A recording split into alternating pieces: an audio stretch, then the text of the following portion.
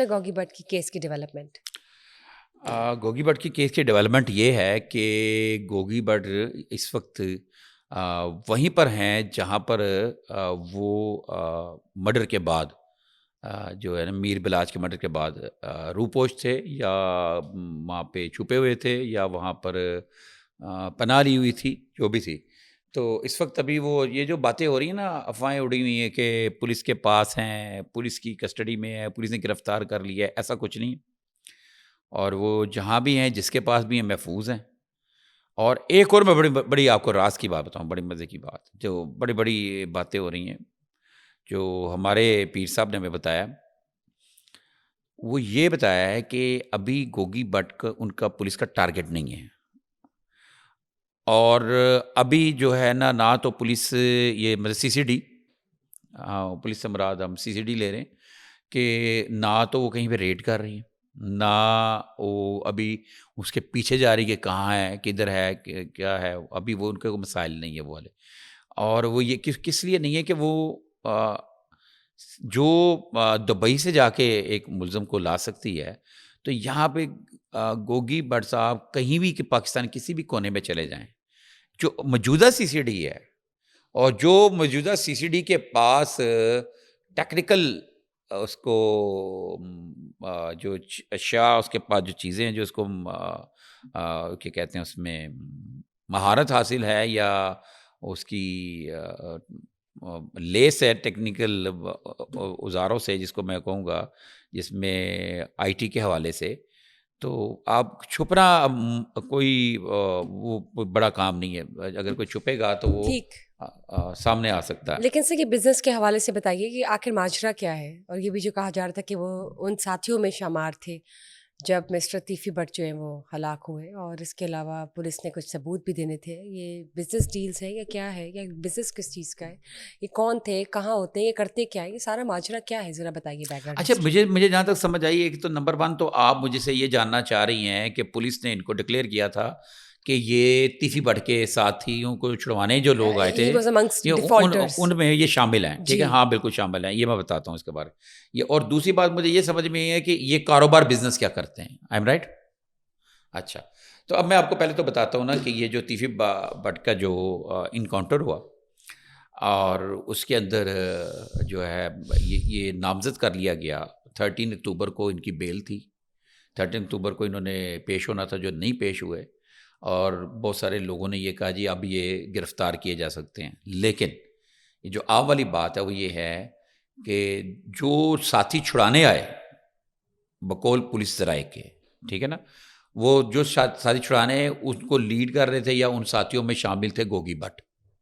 ٹھیک ہے، تو اس کا مقدمہ گوگی بٹ کے اوپر ہے، اس کو چھڑوانے کا بھی، اور تیفی بٹ کی ہلاکت کا بھی، مطلب 302 بھی بن گئی. اچھا، اب یہ اس میں نامزد ہیں. اب بات تو یہ ہے کہ جب کبھی اگر کوئی موقع ایسا آیا، چلان جمع ہوا اور کورٹ میں کیس چلا، تو سی سی ڈی نے ثابت کرنا ہے کہ گوگی بٹ وہاں پہ ہے یا نہیں ہے. ہمیں جو بتایا گیا، ہمیں وہ جو بتایا گیا گوگی بٹ وہاں پہ تھا. اب دوسرے ذرائع کا یہ کہنا ہے گوگی بٹ تو فوری طور پہ روپوش ہو گیا تھا جیسے ہی اس کو پتہ چلا کہ تیفی بٹ پاکستان آ گیا ہے، تو اسی وقت ہی سائڈوں پہ کہیں چلا گیا.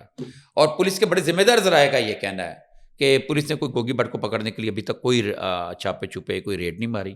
جس دن سی سی ڈی کو ضرورت محسوس ہوئی، وہ اس کو فوری طور پہ کوئی بہت جلد، مطلب ود ان 24 آور پکڑ کے سامنے لا سکتی ہے. ٹھیک. اب ان کا کاروبار بزنس یہ ہے، اب ذرا سمجھنا بات کو، وہ یہ ہے کہ 80s میں نا، 80s کے آغاز میں ان کے والد صاحب کی نا نیلا گنبد میں ایک ٹائروں کا کاروبار تھا، ٹائروں کی سائیکلوں کا کاروبار تھا، بزنس. لوگ کہتے ہیں ٹائروں کی دکان، ٹھیک ہے نا، ایسے بات کرتے ہیں.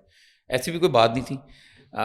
کاروبار تھا ان کا بھائی ایک شکیل وہاں پہ کام کرتا تھا، اور یہ گوگی اور تیفی، یہ جو دونوں کزنز ہیں آپس میں، انہوں نے یہ طے کیا اس وقت کہ ہم نے یہ لائف نہیں گزارنی، ہم نے کوئی اچھی لائف گزارنی ہے. تو اس میں پھر وقت کے ساتھ ایسا ہوا کہ انہوں نے ایک خوف کی اپنی لنکا کھڑی کی.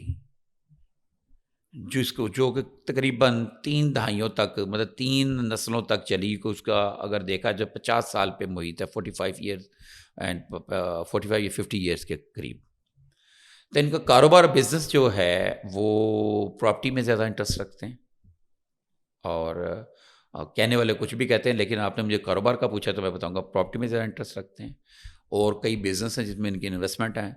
اور جیسے کہ شال مارکیٹ اور اکبری مارکیٹ، یہ مختلف مارکیٹس کے اندر یہ سارے کے سارے جو بھائی ہیں کوئی نہ کوئی ان کے پاس عہدہ خواجہ اظہر گلشن سے لے کر گوگی بٹ کے پاس، اور یہ جو ٹیفی بٹ جو پولیس مقابلے میں مبینہ پولیس مقابلے میں مارے گئے، ان کے پاس بھی تاجروں کا عہدہ ہے. اور تاجر اس طریقے سے ان کی آواز پہ اکٹھے ہوتے ہیں کہ جیسے کہ آپ کہیں پہ گڑ رکھ دیں، مطلب گڑ کی ڈلی رکھ دیں، اس پر مکھیاں اکٹھی ہوتی ہیں.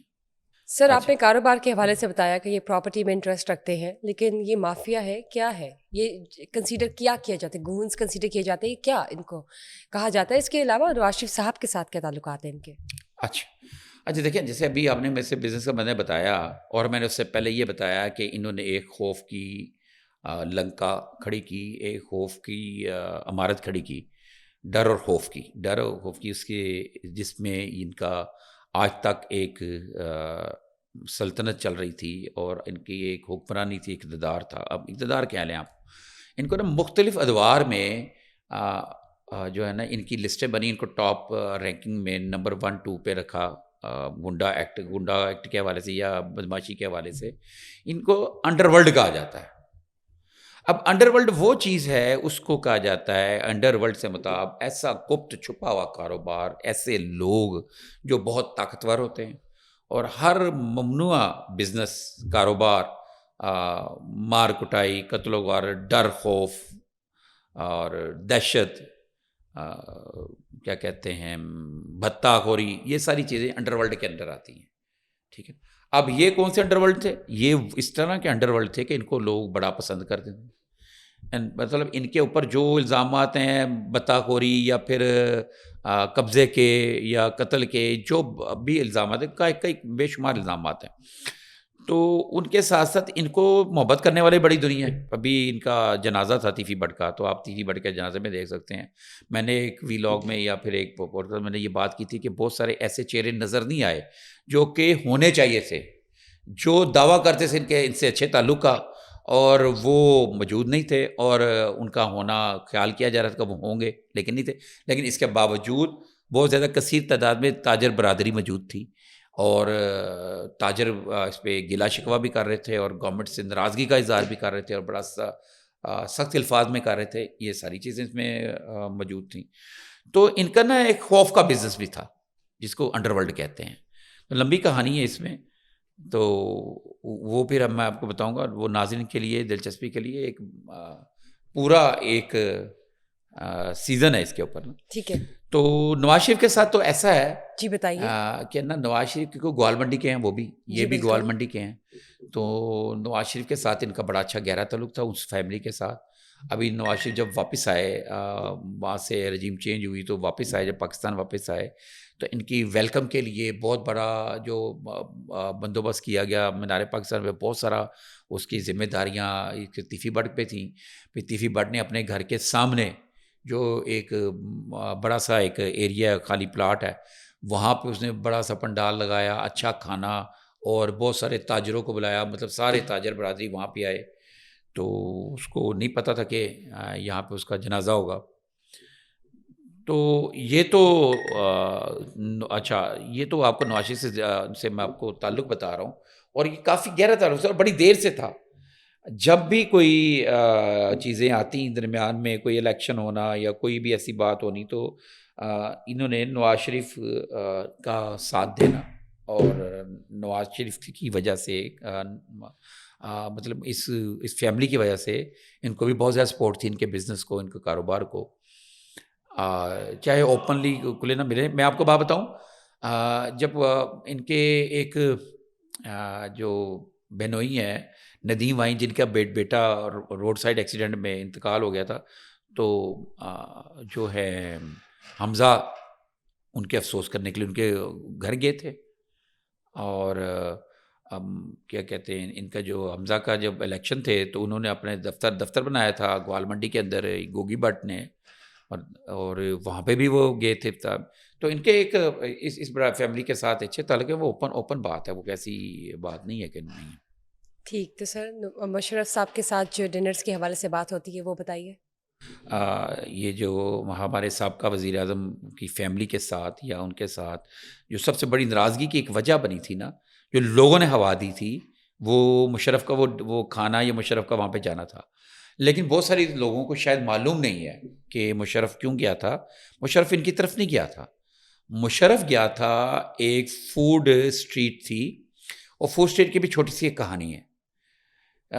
جس وقت نواز شریف فیملی کو ملک بدر کیا گیا تھا، پرویز مشرف کے دور میں ملک بدر کر دیا گیا تھا، اور وہ ان کو زبردستی پاکستان سے نکال دیا گیا تھا، تو اس کے بعد ظاہر ہے یہ ان کے جتنے بھی لوگ تھے ان کے جو ساتھ تھے وہ یا تو جیلوں میں چلے گئے، یا پھر انہوں نے جو ہے نا مشرف کی کو قبول کر لیا تھا، یا اس کو مان لیا تھا، یا اس کے ساتھ کمفرٹیبل شو کر دیا تھا۔ تو ایسے سین کچھ ان کے ساتھ، کیونکہ ان کے وہاں پہ سروائیول، ان کے جانے کے بعد ان کا سروائیول مشکل تھا، ان کو باوجہ مجبوری مشرف کو جو ہے نا کہ کو ماننا پڑا۔ اور یہ جو ان کے گھر آنے والی کہانی ہے وہ میں بتاتا ہوں کہ نا وہاں پہ جب مشرف کا حکومت آئی نا، مشرف کی سٹارٹنگ میں سب سے پہلے جو چیلنج تھا وہ تھا فنانس کا، اکنامکلی جو معاملہ خراب تھے، تو وہاں پہ طے یہ پایا گیا کہ ہمارے یہاں پہ جو پوٹینشیل بہت زیادہ لوگ بزنس کرتے ہیں، کاروبار کرتے ہیں، لیکن ٹیکس نہیں دیتے۔ تو پھر وہ طے کیا گیا کہ ان جتنے بھی تاجر حضرات ہیں، کاروباری حضرات ہیں، انڈسٹریز ہیں، بزنس مین ہیں، دکاندار ہیں، ریسٹورینٹس والے ہیں، جو بھی بزنس والے لوگ ہیں، تاجر برادری جو ہے، ان کو رجسٹر کیا جائے۔